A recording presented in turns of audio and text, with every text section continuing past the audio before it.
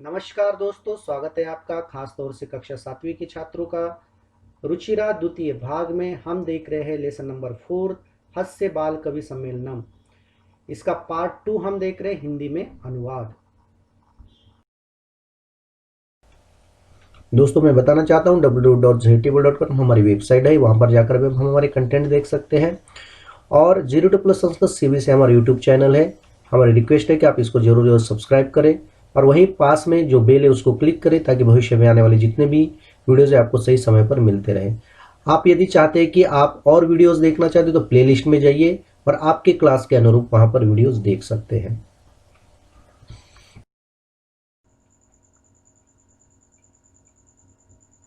उसके पश्चात तीसरा कवि है तुंदिल, जो कि पेटू है, मोटा है, ठीक है। तो वह अपने ऊपर ही जोक करता है और कविता सुनाता है। यहाँ पर देखिए, सबसे पहले संधि विच्छेद है तुंदिलह प्लस अहम। देखिए, तुंदिल तोंद वाला, ठीक है, मोटी तोंद वाला। तो तुंदस्य ऊपरी हस्तम आवर्तयन, तुंद अर्थात पेट, पेट के ऊपर हाथ को घुमाता हुआ, ठीक है। तुंदस्य ऊपरी हस्तम आवर्तयन, हाथ को घुमाता हुआ। भो, अरे लोगो, अहम तुंदिलह, मैं पेटू हूं, मेरा पेट बड़ा है इसलिए मैं पेटू हूं। यहां पर देखिए संधि विच्छेद मम प्लस अपि,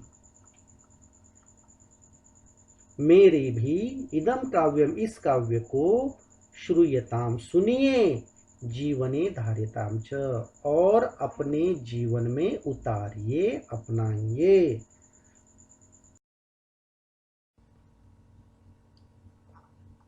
अब यहां पर देखिए श्लोक सबसे पहले हम पढ़ते हैं। परान्नम प्राप्य दुर्बुद्धे मां शरीरे दयाम कुरु। संधि विच्छेद है पर प्लस अन्नम। परान्नम दुर्लभम लोके शरीराणि पुनः पुनः। इसका अर्थ देखिए, हे दुर्बुद्धे, हे मूर्खो, हे मूर्ख, परान्नम प्राप्य, दूसरे के अन्न को पा करके, शरीरे दया मा कुरु, इस शरीर पर दया मत करो। अब ये मत सोचो कि कितना कोलेस्ट्रॉल है, कितना क्या है, ये इतना ज़्यादा मत सोचो, क्योंकि परान्नम दुर्लभम लोके, दुनिया में, लोक में दूसरों का खाना मिलना बड़ा दुर्लभ होता है। शरीरानी पुनः पुनः, ये शरीर तो बार बार मिलता ही रहेगा, है ना। कितने शरीर मिले और कितने शरीर गए, लेकिन भोजन जो है ये बार बार मिलने वाला नहीं है। तो ये अपनी कविता सुनाता है और ये सुन करके सर्वे, सारे लोग, पुनः, फिर से, अट्टहासम कुर्वन्ति, जोर जोर से हंसते हैं। उसके बाद यहां पर आप देखिए अंतिम कवि जो है चारवाक कवि, यह कवि आते हैं अपनी कविता सुनाने के लिए। आते हुए कहते हैं, देखिए यहां पर, यहां संधि विच्छेद है उचितम प्लस एव। आम आम, हाँ हाँ, शरीरस्य पोषणम सर्वथा उचितमेव, शरीर का पोषण हमेशा उचितमेव, उचित ही है, बिल्कुल सही है कि भाई शरीर का पोषण करना ही चाहिए।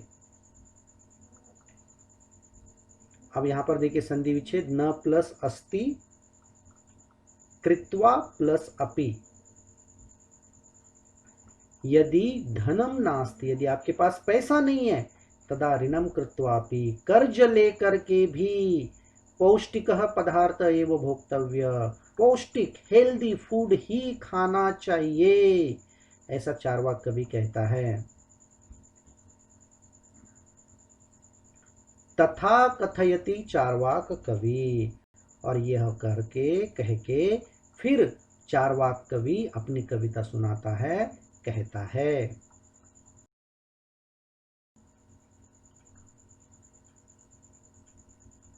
यावज्जीवेत् सुखम जीवेद, ऋणम कृत्वा घृतम पिबेत।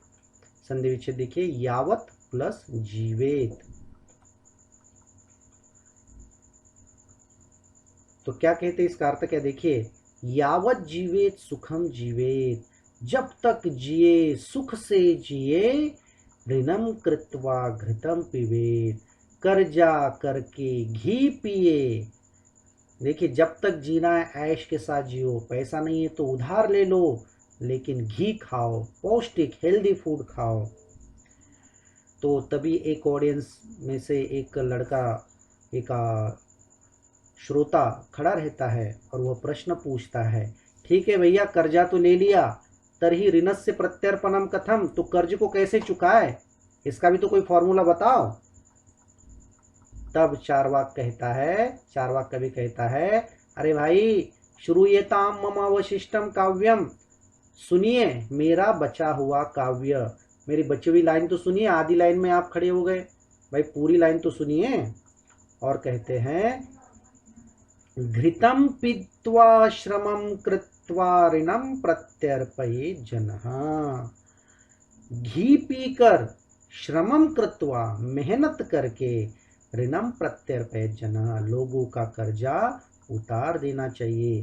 देखिए, चार्वाक कवि ये कह रहे कि भाई कर्जा लेकर आप हेल्दी फूड खाओ, कर्जा लेकर घी पियो।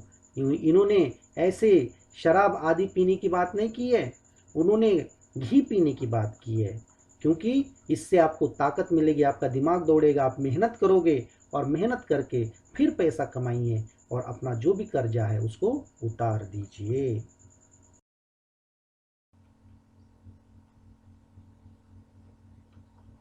अब यहाँ पर आगे देखिए, संधि विच्छेद, बालकः प्लस अपि। तो एक बालक जो है, जो ऑडियंस में बैठा था, वह खड़ा हो जाता है और काव्य पाठ श्रवणेन, काव्य पाठ श्रवण करने से, सुनने से, उत्प्रेरित, प्रेरित हुआ, यानी इंस्पायर्ड, एकः बालकः अपि, एक लड़का भी, आशु कविताम रचयति, आंसू कविता बनाता है।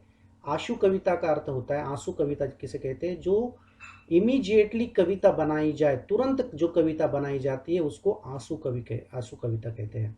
तो उस आशु कविता को रचता है, हासपूर्वकम च श्रावयति, और हंसते हुए सुनाता है। वो बालक कहता है, श्रूयताम श्रूयताम भो ममापि काव्यम, सुनिए सुनिए, अरे मेरा भी काव्य आप लोग सुनिए।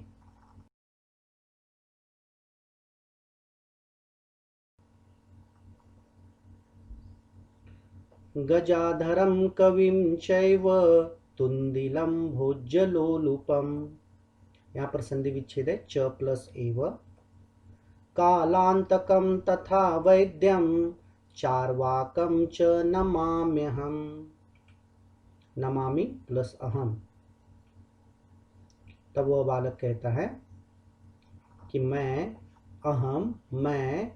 गजाधरम कविम, गजाधर कवि को, खाने के लोभी पेटू को, भोज्य लोलुपम, खाने के लोभी, खाने के लालची, तुंदिल को, पेटू को, कालांतकम वैद्यम, और कालांतक रूपी वैद्य को, डॉक्टर को, च और चार्वाकम, चार्वाक कवि को, नमामि प्रणाम करता हूं।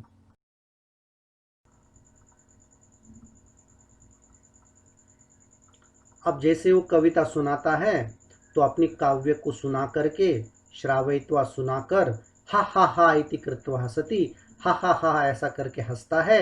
अन्य चापि हसंती, और दूसरे जितने भी लोग हैं वे भी हंसते हैं। सर्वे गृहम गच्छन्ति, और सब अपने अपने घर की ओर चले जाते हैं। यहाँ पर संधि विच्छेद है, च प्लस अपि।